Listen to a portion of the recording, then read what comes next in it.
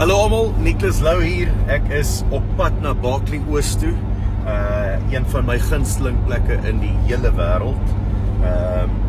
Ek sing vanaand by die Somerfees en my familie vir die laaste 100 jaar, seker omtrent, bereken ek, kom van daardie wêreld af, Berkeley Oos, Yugi, McLair. So ek gaan 'n baie lekker tyd hê in Berkeley Oos en ek gaan vir julle 'n pragtige show los om te onthou vir die volgende jaar of 2.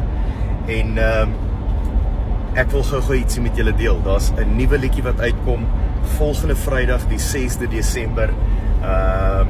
Ek is vanselfsprekend baie opgewonde want dit is 'n liedjie wat baie werk geverg het en wat 'n hele paar of 'n hele lang ruk gevat het om te skryf en ek dink julle gaan nogal van hom hou. Dit is old school Nicholas.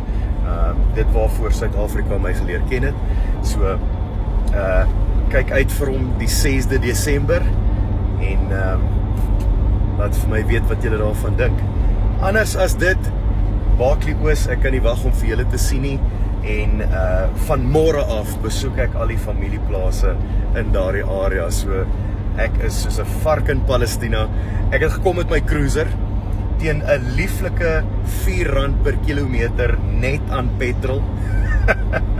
En ek ry 80 km/h om die kar so lig as moontlik op petrol te kry, maar dit is wat ek betaal vir die petrol.